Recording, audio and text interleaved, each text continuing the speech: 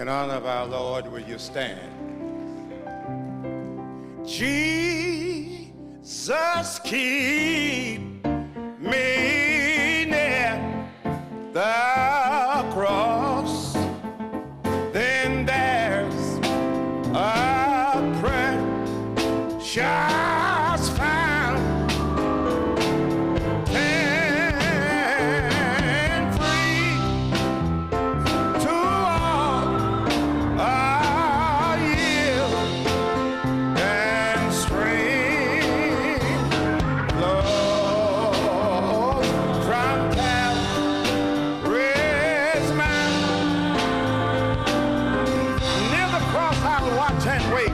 Near the cross I watch and wait, hoping, trusting ever, hoping, trusting ever,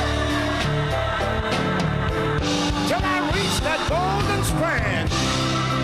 I reach that golden, just beyond the river, just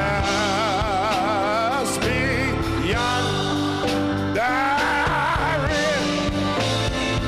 I wanna be, keep me near there, keep me near. Want to be mine, yeah, yeah.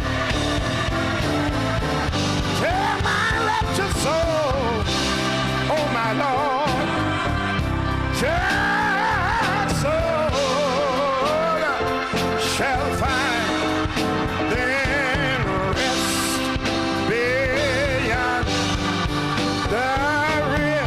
Take your right hand, point to the cross, keep me there, there, keep me, Lord, don't leave me, Jesus. Want you be mine, yeah, yeah. Tell my wretched soul, just soul, rest beyond the river.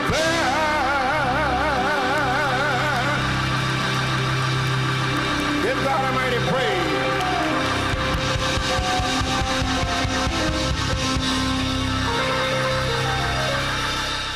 Repeat after me before you sit. What Calvary's cross means to me. What Calvary's cross means to God. What Calvary's cross means to God. One more time now. Were you there when they crucified my Lord? You may take your seats and just get me right with the monitors here and listen however you need there. Thank you so very much as you can give me here, cutting down on the house. Above and beyond all mountains in the world does there stand the mountain of Calvary. Mount Sinai, sublime in solitude, robed in clouds, illuminated with fire, where the lightnings blazing in zigzag paths across the dark clouds, was the law given, which is just as authoritative today as it was when its proclamations first broke the age-long silence of the desert. Grand was old Mount Oreb, where the bush burned, but yet it did not consume.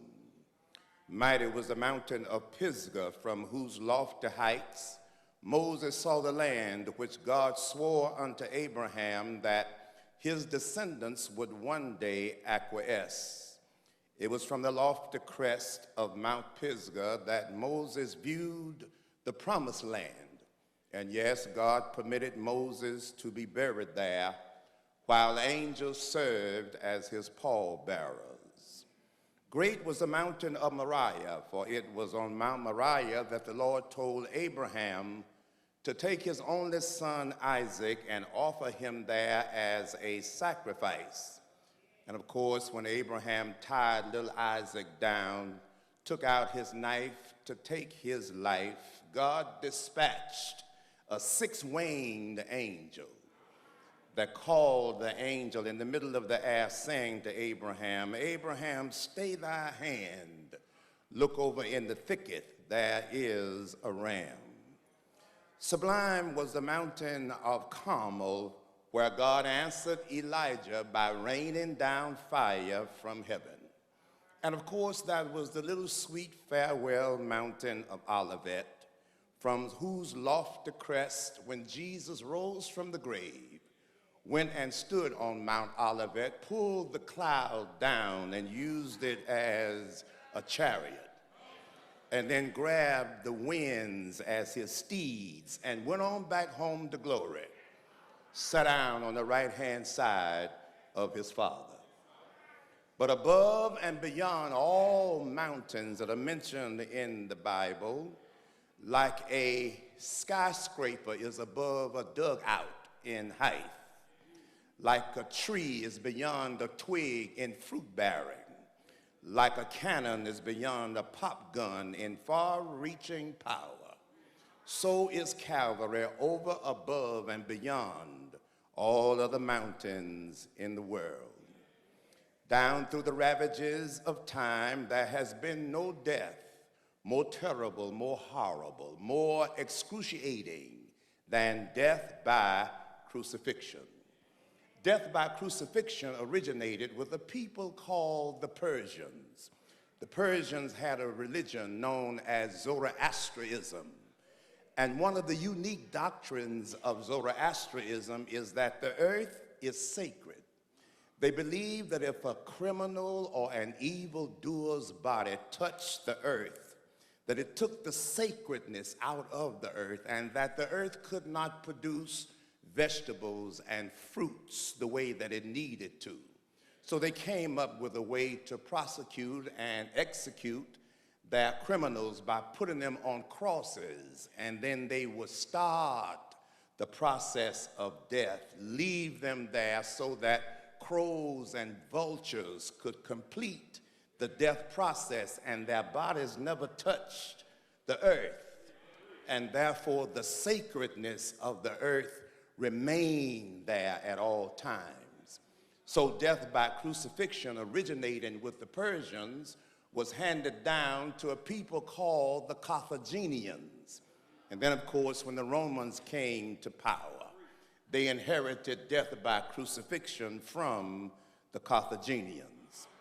But look, if you please, in this 19th chapter, commencing at verse 1, then Pilate, therefore, took Jesus and scourged him, and the soldiers platted a crown of thorns and put it on his head, and they put on him a purple robe and said, Hail, King of the Jews, and they smote him with their hands.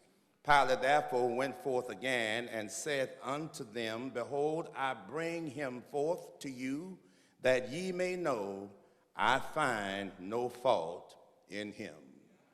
Yes, Pilate turned Jesus over into the hands of the mob crowd to be crucified. Roughly, they tossed a purple robe around his bloody back. Its coarse cloth turned crimson with blood. They quickly made a crude crown of thorns and jammed it down over his noble head, while blood spurted from the spear points, running down into his gentle eyes, on down into the locks of his shoulders. They beat him with rods. They covered him with foul language, foul oaths, obscene taunts, and dirty sputum that came from their own vile mouths. You believe me, ladies and gentlemen, when I tell you tonight that these Romans knew how to scourge.